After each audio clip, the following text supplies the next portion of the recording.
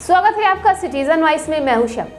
मुख्यमंत्री योगी आदित्यनाथ ने शनिवार को विधान भवन के समक्ष किसान नेता चौधरी चरण सिंह की जयंती पर उनको श्रद्धांजलि दी, जहां पुष्प अंजलि भी की गई। बता दें कि कृषक उपहार योजना के अंतर्गत किसानों को ट्रैक्टर की चाबी प्रदान की गई।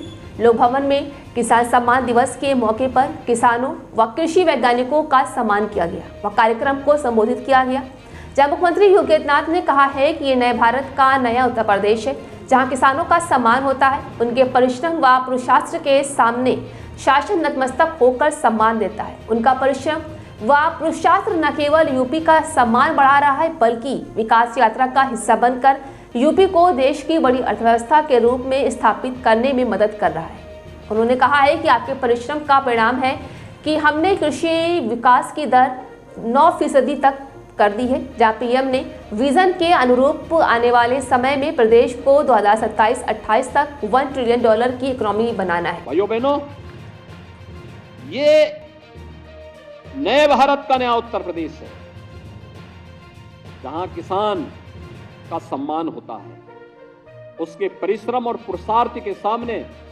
शासन उन्हें नतमस्तक होकर के सम्मान देता है, और यह इसलिए क्योंकि आपका परिश्रम और पुरुषार्थ न केवल उत्तर प्रदेश का सम्मान बढ़ा रहा है, बल्कि उत्तर प्रदेश के विकास की यात्रा का हिस्सा बनकर के उत्तर प्रदेश को देश की बड़ी अर्थव्यवस्था के रूप में स्थापित करने में मदद कर रहा है।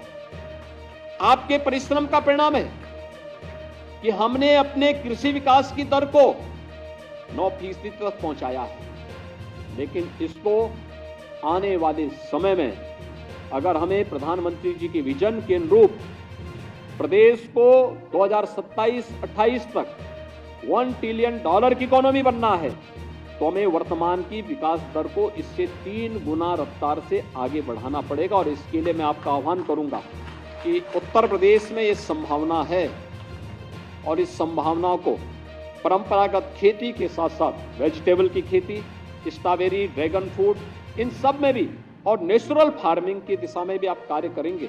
कल हम लोगों ने यहाँ पे बहुत सारे फैसले किए। खासतौर पर फैसला किया गया, जैसे सरकार ने पहले कहा कि निजी ट्यूबवेल जितने भी लगाए गए हैं प्रदेश के अंदर पहले थे, उनको हम फ्री में बिजली की कार्रवाई देने की कार्रवाई की दिशा में आगे बढ़ रहे हैं, जिससे उन किसानों पर एक बोझ अतिरिक्त कम किया जा सके।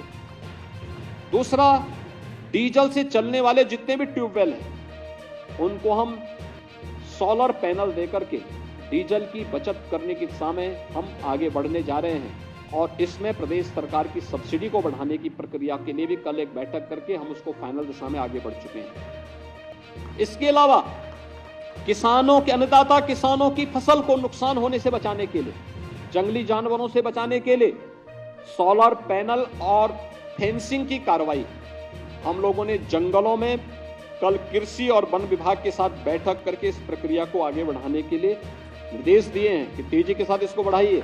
चौधरी साहब ने देश के अन्नदाता किसानों के लिए बहुत सारे महत्वपूर्ण बातें कही थी, और उस समय जब आबादी भी कम थी और वे स्वयं उन्होंने स्नातकोत्तर की पढ़ाई लॉ से की थी, लेकिन किसान और कृषि पृष्ठभूमि होने के नाते उनका बहुत सारे मुद्दों पर बहुत स्पष्ट राय थी कि जब तक किसान गरीब रहेगा भारत अमीर नहीं हो सकता। ये चौधरी साहब की बातें थी।